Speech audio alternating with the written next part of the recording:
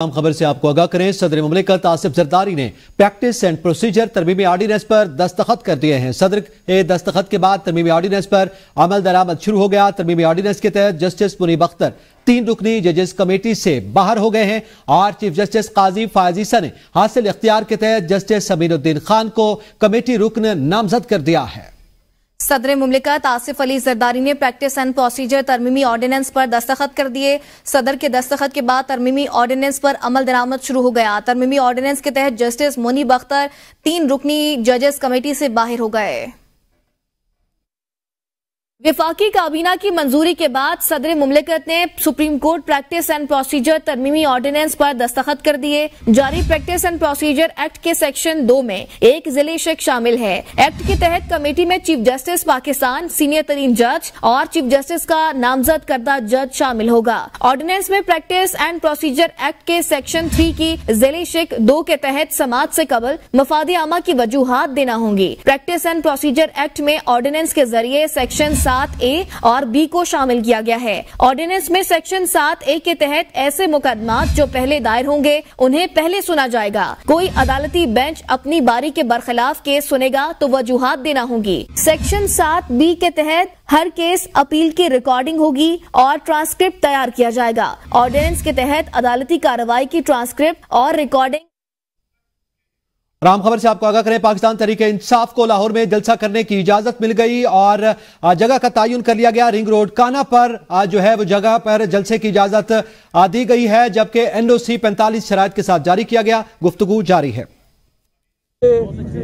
جو ہمارے وکلا صاحبان ہیں جنہوں نے آفٹر 9 مئی بلکہ اس سے بھی پہلے جب رجیم چینج ہوا اس سے لے کے آج دن تک ایک مضبوط ستون ثابت ہوئے، تو میں سب سے پہلے ان کا شکریہ ادا کروں گا۔ فردن میں اگر نام لوں تو پوری رات گزر جائے گی۔ یہ اصل کاوش ہماری لیگل ونگ کی ہے، سچی بات ہے۔ میں اس میں پورا اپریشیٹ کروں گا اپنی لیگل ونگ کو، جنہوں نے اپنے بھرپور طریقے سے، جو ہمارے دوست کھڑے ہیں، انہوں نے اپنی کاوش اور اپنی جدوجہد کی بدولت آج یہ دن دیکھنا ہمیں نصیب کیا۔ اب اس میں کانٹینٹس میں 2 چیزیں آپ سے ضرور ریکویسٹ کروں گا ایز اے پولیٹیکل ورکر۔ دیکھیں، ہم نے 9 مئی کے بعد ہم ایک فسطائیت کا شکار ہیں۔ آپ کو یہ نہیں بھولنا چاہیے کہ پاکستان تحریک انصاف ایک فسطائیت اور ایک جبر کا شکار ہے اور ہمیں جلسہ نہیں کیا جانے دیا جا رہا تھا۔ حالانکہ مینار پاکستان میں پچھلے دنوں جمعیت علماء اسلام نے جلسہ کیا، منہاج القرآن نے اپنا جلسہ کیا وہاں پہ، تو Y not Pakistan Tehreek Insaf? Single largest party ہے پاکستان تحریک انصاف اس ملک کی۔ فارم 45 کے ذریعے 2 کروڑ 60 لاکھ ووٹ لے چکی ہے، فیڈریشن کی علامت ہے۔ بانی PTI جیل میں بیٹھے اور یہ آپ دیکھ لیں، یہ تاریخ میں پہلی دفعہ ہے کہ ایک پارٹی کا سربراہ اپنی گھریلو وائف کے ساتھ جیل میں ہے۔ اس سے بڑی فسطائیت کیا ہو سکتی ہے؟ تو ہماری لیگل ٹیم نے جنگ کی، اللہ تعالیٰ نے کامیاب کیا، اور میں یہ سمجھتا ہوں کہ اس وقت امتحان ہے اس سو کالڈ گورنمنٹ کا، جو کہ ایک عطا کی ہوئی گورنمنٹ ہے، کہ کل ہمارا جلسہ پرامن ہونے دیں۔ میں ان سے یہ مطالبہ کرتا ہوں کہ ہمارے 16 MPO 3 MPO کے تحت جتنے ہمارے ورکرز ہیں ان کو فی الفور رہا کیا جائے۔ ہمیں جلسے کی اجازت مل چکی ہے، ہم پرامن جلسہ کریں گے، اور ہم ان کو یہ بتا دینا چاہتے ہیں کہ یہ ناجائز پرچے اور جو ناجائز ریٹس ہمارے ریپریزنٹیٹیو پہ، ہمارے ورکرز پہ، ہمارے الیکٹیبلز پہ ہو رہے ہیں، ان کو فوراً بند کیا جائے۔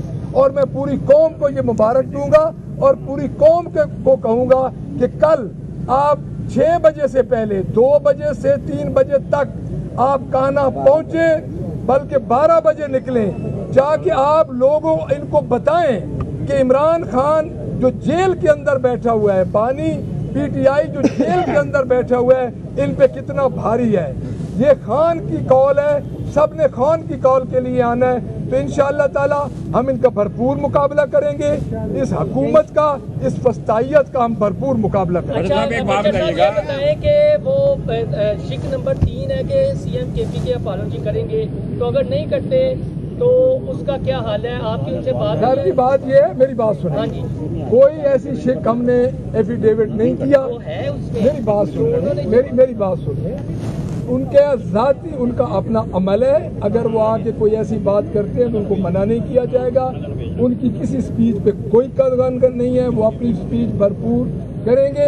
जब आप हमारा एफिडेविट देखेंगे तो आपको पता चलेगा। अच्छा सर, ये बताइएगा कि आपका जो एमपीओ के तहत जो गिरफ्तार आप इल्जाम लगा रहे हैं हुकूमत में, वो कौन कौन से नाम है, अगर आपको बता। मैं आपको बताता हूँ जी, हमारे एमपीओ के तहत जो हमारे ऑर्डर हुए हैं उसमें हमारे काफी वर्कर्स के नाम है। मैं एक एक कर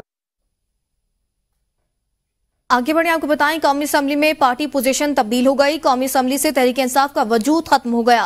स्पीकर के इलेक्शन कमीशन को खत के बाद कौमी असम्बली सेक्रेटेरिएट ने नई पार्टी पोजीशन जारी कर दी, जिसमें तहरीक इंसाफ का वजूद खत्म कर दिया गया है। कौमी असम्बली सेक्रेटेरिएट की जानिब से जारी नई पार्टी पोजीशन के मुताबिक पीटीआई हिमायत याफ्ता तमाम 80 अराकीन को सुन्नी इत्तेहाद काउंसिल का रुकन जाहिर कर दिया गया है। इससे पहले 39 अराकीन तहरीक इंसाफ और 41 को आजाद डिक्लेयर किया गया था।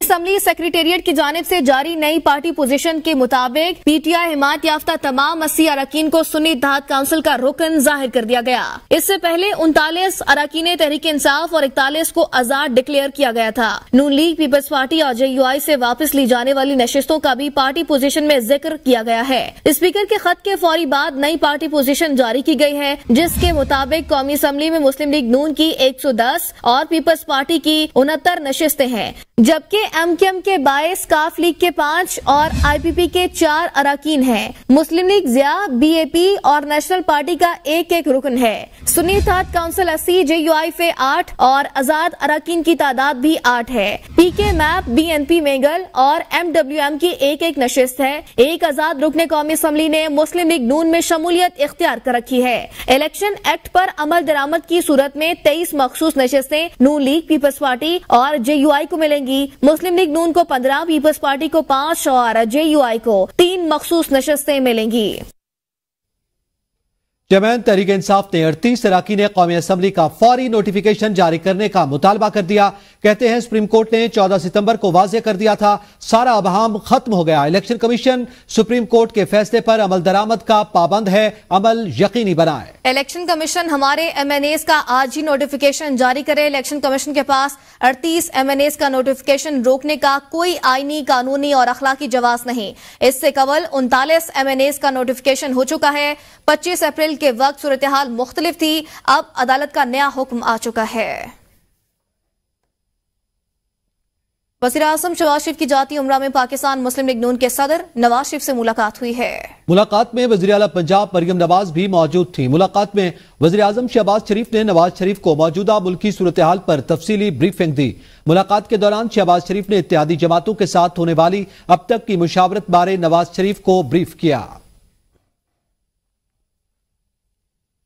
जेयूआई के सरबराह मौलाना फजलुर रहमान ने आईनी अदालत की हिमायत कर दी। मौलाना फजलुर रहमान ने कहा कि आईनी अदालत के क़याम में इत्तेफाक करते हैं। हुकूमत मुसव्वदा देने के लिए आमादा नहीं हो रही थी, एक कॉपी फराहम की गई। मालूम हुआ पीपल्स पार्टी या हमें दी हुई कॉपी एक जैसी है।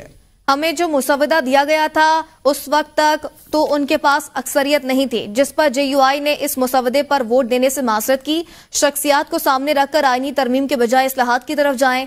मफादात का टकराव पाकिस्तानी सियासत के लिए अच्छा नहीं है। चाहते हैं अदलिया और फौज का एहतराम हो, आइन और अदलिया को तहस नहस नहीं करने देंगे। में तरमीम करें, क्यों न हम अदालती इस्लाहात की तरफ जाएं। गालिबन एक कॉपी उन्होंने पीपल्स पार्टी को दी थी और बिल आखिर खुदा करके एक कॉपी उन्होंने हमें दी। मुसव्वदा हमें दिया गया था। इस वक्त तक तो उनके पास अक्सरियत नहीं थी और दारोमदार जमीयत उलमा इस्लाम के मेंबरान पर था। मफादात का लेन देन हमारी मुल्क की सियासत बन गई। फ़ौज के ख़िलाफ़ कोई बात सुनने को तैयार नहीं थी और आज 32 बजे से मैं वो दिन भी देख रहा हूँ कि फ़ौज के हक़ में कोई बात करने को कबूल नहीं कर रहा। ऐसा क्यों है? پیپلز پارٹی وفاقی کابینہ میں شامل نہیں ہو رہی، حکومتی کارکردگی سے مطمئن ہے۔ بلاول بھٹو کہتے ہیں مولانا فضل الرحمان کو جلد ایک پیج پر لے آئیں گے۔ حکومتی چاہتی ہے آئینی ترمیم پر اتحادی اور مولانا فضل الرحمان کے ساتھ ہو۔ آئین سازی میں جے یو آئی کا کردار ہمیشہ مثبت رہا، فضل الرحمان راضی نہ ہوئے تو کوشش ہوگی ہمارے نمبرز پورے ہوں۔ بانی پی ٹی آئی کے اعتراضات غلط ہیں، عدالتی اصلاحات بہت ضروری ہیں۔ مولانا سے کہیں گے آئینی عدالتوں کے قیام سے متعلق بل پر ہماری حمایت کریں۔ سپریم کورٹ میں پبلک سیکٹر یونیورسٹیز میں مستقل وائس چانسلر کی تعیناتیوں کے کیس کی سماعت ہوئی۔ دوران سماعت چیف جسٹس اور وکیل اسلامک یونیورسٹی ریحان الدین گولڑا کے درمیان سخت جملوں کا تبادلہ ہوا۔ چیف جسٹس قاضی فائز عیسیٰ نے ریمارکس دیے کہ سب سے آسان کام چیف جسٹس کو گالیاں دینا ہے۔ باہر ممالک بھی اسلامک یونیورسٹی کے ٹرسٹیز ہیں، حکومت فیصلے کرے اسلامک یونیورسٹی کی ریکٹر کو برقرار رکھنا ہے یا نہیں۔ سپریم کورٹ میں پبلک سیکٹر یونیورسٹیوں میں مستقل وائس چانسلرز کی تعیناتی کے معاملے میں چیف جسٹس قاضی فائز عیسیٰ کی سربراہی میں 3 رکنی بینچ نے سماعت کی۔ ریکٹر اسلامک یونیورسٹی سمینہ ملک کے وکیل عدالت میں پیش ہوئے۔ چیف جسٹس نے کہا کہ ایک یونیورسٹی نے ہم پر انگلی اٹھائی ہے۔ ریکٹر سمینہ ملک کے وکیل نے کہا کہ ریکٹر خرابی صحت کے سبب نہیں آئی، انہیں بیک بون کا ایشو ہے۔ چیف جسٹس نے کہا ریکٹر کو بلائیں، اگر ایمبولینس کی ضرورت ہے تو فراہم کی جائے۔ چیف جسٹس کے حکم پر ریکٹر اسلامی یونیورسٹی سمینہ ملک ویل چیئر پر سپریم کورٹ میں پیش ہو گئی۔ وکیل اسلامی یونیورسٹی نے کہا کہ ڈاکٹر سمینہ کی حالت دیکھ لیں، میڈیکل سرٹیفکیٹ کیسے جعلی ہے۔ چیف جسٹس قاضی فائز عیسیٰ نے کہا کہ میڈیکل سرٹیفکیٹ اور دوسری دستاویز میں نام مختلف ہوں گے تو شک تو ہوگا۔ ایچ اے سی کہتا ہے سمینہ ملک کو جب بھی میٹنگ کا کہیں بیماری کا بہانہ بنا لیتی ہیں۔ چیف جسٹس نے کہا کہ ڈاکٹر سمینہ سے پوچھا کہ آپ اجلاسوں میں شرکت کیوں نہیں کرتی۔ سمینہ ملک نے جواب دیا کہ میں دوائی کے زیر اثر ہوں، کچھ وقت دیں، سوالات کے جواب دے دوں گی۔ چیف جسٹس برہم ہوئے اور کہا کہ آپ کو ڈرامہ کرنا ہے تو یہاں سے چلی جائیں۔ چیف جسٹس قاضی فائز عیسیٰ نے کہا کہ 3-4 کرائے کے صحافی جا کر گالیاں دینا شروع کر دیں گے، گالم گلوچ کرو تو سب ٹھیک ہے، سب سے آسان کام چیف جسٹس کو گالیاں دینا ہے۔ چیف جسٹس نے کہا کہ پورے پاکستان میں ایک ہی خاتون ملی ہے جو ہر وقت بیمار رہتی ہے، لوگوں کو میڈیا پر ہائر کر کے گالم گلوچ شروع کر دی جائے گی۔ باہر کے ممالک میں بھی اسلامک یونیورسٹی کے ٹرسٹیز ہیں، اسلامک یونیورسٹی کے ریکٹر کو برقرار رکھنا ہے یا نہیں، وفاقی حکومت فیصلہ کرے۔ عدالت نے مزید سماعت غیر معینہ مدت تک ملتوی کر دی۔ پی ٹی آئی میں اختلافات ختم ہونے کا نام ہی نہیں لے رہے، چیئرمین شپ کے لیے بھاگ دوڑ شروع ہو گئی ہے۔ تحریک انصاف میں بڑی تبدیلی متوقع ہے، بیرسٹر گوہر کے متبادل کی تلاش شروع کر دی گئی۔ ذرائع کے مطابق بانی پی ٹی آئی نے اسد قیصر کو بھی چیئرمین شپ سنبھالنے کے لیے پیغام بھجوایا، فی الحال انہوں نے انکار کر دیا۔ پارٹی کی زیادہ تر ذمہ داریاں سابق صدر عارف الوی اور سابق سپیکر اسد قیصر کو دے دی۔ ذرائع کے مطابق اگر چیئرمین شپ کے لیے کوئی موزوں امیدوار نہ ملا تو پارٹی معاملات بانی پی ٹی آئی خود چلائیں گے۔ مشیر اطلاعات Khyber Pakhtunkhwa barrister doctor safe نے کہا ہے کہ حکومت کل عوامی سمندر کا راستہ روکنے کی حماقت نہ کرے۔ اپنے ایک بیان میں بیرسٹر سیف کا کہنا تھا کہ خیبر پختونخوا سے جلسے کے لیے تمام تر تیاریاں مکمل ہیں۔ وزیر اعلیٰ علی امین گنڈاپور قافلے کو لیڈ کریں گے، سوابی انٹرچینج پر پورے صوبے سے قافلے پہنچیں گے۔ انہوں نے کہا کہ سوابی سے عوام کا سمندر لاہور کی طرف رواں دواں ہوگا۔ عوام کا سمندر کل لاہور سے ٹکرائے گا۔ لاہور کا جلسہ اسلام آباد جلسے سے بھی کئی گنا بڑا ہوگا۔ صرف خیبر پختونخوا کا قافلہ دیکھ کر جعلی حکومت کے اوسان خطا ہو جائیں گے۔ صوبائی مشیر اطلاعات کا مزید کہنا تھا کہ کل لاہور میں پاکستان کی تاریخ کا سب سے بڑا جلسہ ہونے والا ہے۔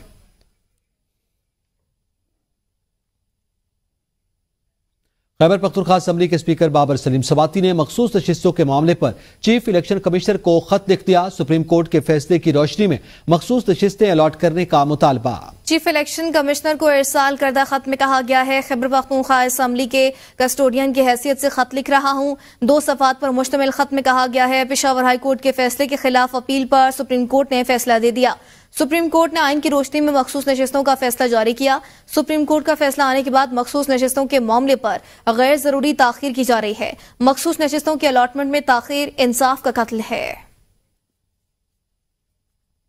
علیمہ خان کی اڈیالہ جیل کے باہر میڈیا سے گفتگو، کہا عوام کا ووٹ چوری کر کے چوروں کے پلڑے میں ڈال دیا گیا، اب چوروں کو بچانے کے لیے سب کچھ کیا جا رہا ہے۔ الیکشن کمشنر کی صاف اور شفاف الیکشن کرانے کی ذمہ داری تھی جو انہوں نے پوری نہیں کی۔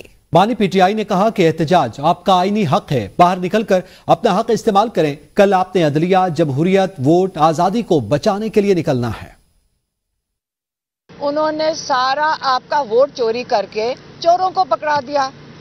اب ان چوروں کو بچانے کے لیے اب یہ سارا مسئلہ چلا ہوا ہے. اس کی ذمہ داری تھی کہ الیکشن کو فیئر اینڈ فری الیکشن ہونا چاہیے. عمران خان نے کہا یہ احتجاج آپ کا آئینی حق ہے, آپ نے نکل کر اپنا حق استعمال کرنا ہے.